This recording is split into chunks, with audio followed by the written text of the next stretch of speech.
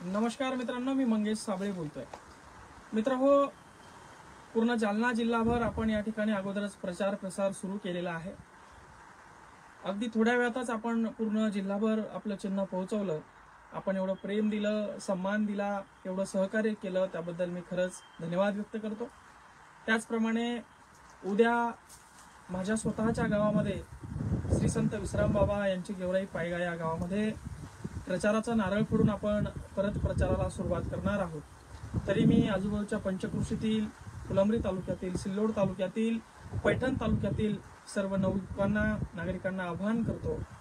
तसेच जाफराबाद, भोकरदन, बदनापूर हे जे तालुके आहेत या ठिकाणी फोन येत आहेत मला तिथून की दबाव आमच्यावर खूप आहे.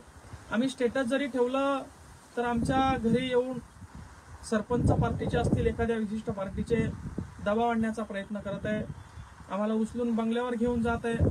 ठीक आहे, आता या सगळ्या गोष्टी इलेक्शन म्हटल्यावर होणार. दादा राज यांचा आहे, 25 वर्ष यांना आपण सत्ता दिलेली आहे. मायबापा, मला एवढंच या ठिकाणी सांगायचं आहे की 25 वर्ष एका व्यक्तीला जर का आपण देत असेल आणि 25 वर्ष एखादा माणूस जर का सत्तेत राहत असेल आणि तरी सुद्धा त्या माणसाला ही दादागिरी करण्याची गरज पडत असेल किंवा मतदान मागायची गरज पडत असेल तर ही शोकांतिक आहे.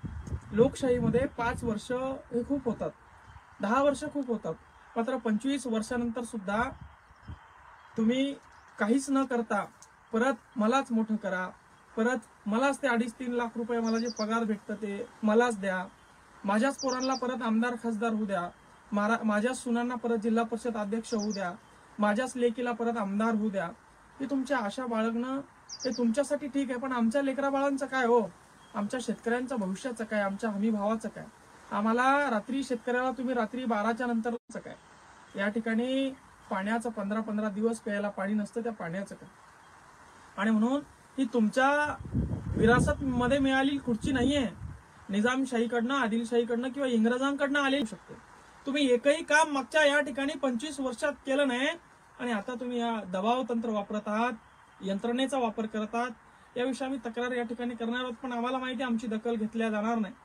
पण तरीही प्रामाणिकपणे या लोकशाहीच्या उत्साहाला आम्ही समोर जातो आणि म्हणून सर्व तरुण बांधवांना मी आवाहन करतो की ठीक आहे, येऊ द्या, तुमच्यावर दबाव येऊ द्या, पण मनातून एक गोष्ट लक्षात ठेवा, आपल्याला गुलाम व्हायचं नाहीये, आपल्याला यांच्या दबावाला बळी पडायचं नाहीये.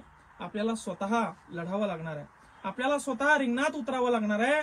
आपल्या आई वडिलांना, आपल्या ताईला, आपल्या बहिणीला सोबत घेऊन आपल्याला ही लढाई जिंकावी लागणार आहे. आणि तुमच्या आमच्या अस्तित्वाची लढाई आहे, गोरगरीब कष्टकरी शेतकऱ्यांच्या अस्तित्वाची लढाई आहे. आणि म्हणून आहे तसं पूर्ण मतदारसंघामध्ये, पूर्ण सर्कलमध्ये, पूर्ण तालुक्यामध्ये, प्रत्येक गावामध्ये आपण आपल्या पद्धतीनं येत्या 13 तारखेला मतदान करून घ्यायचं. पाना ही निशाणी आपल्याला भेटलेली आहे, 20 नंबर आपला या ठिकाणी आहे.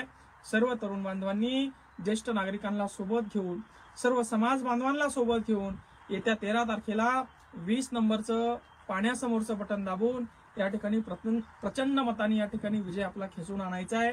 उद्या सकाळी गेवराई पायगा येथे प्रचाराचा नारळ आपण फोडणार आहोत, एक रॅली या ठिकाणी आपण काढणार आहोत.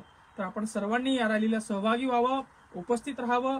शक्य झालं तर बऱ्याच जणांचे फोन येत आहेत की आम्ही गाडी घेऊन इच्छितो, आम्हाला तुमच्या सोबत राहायचंय, आम्हाला रॅलीमध्ये सहभागी व्हायचंय.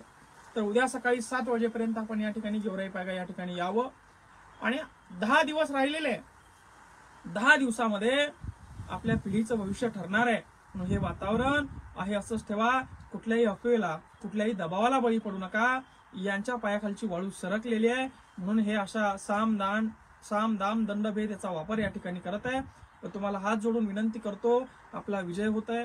मला जनतेवर विश्वास आहे, मला तरुण मित्रमंडळावर विश्वास आहे की भक्कमपणे तुम्ही या शेतकऱ्याच्या पोराच्या पाठीमागे उभं राहाल. आपला विजय आहे, शेतकऱ्याचा विजय आहे, 18 पगड जातीचा समाजाचा विजय आहे आणि नक्कीच तो तुम्ही खेचून आणाल. एवढीच एक अपेक्षा बाळगतो आणि थांबतो. धन्यवाद. जय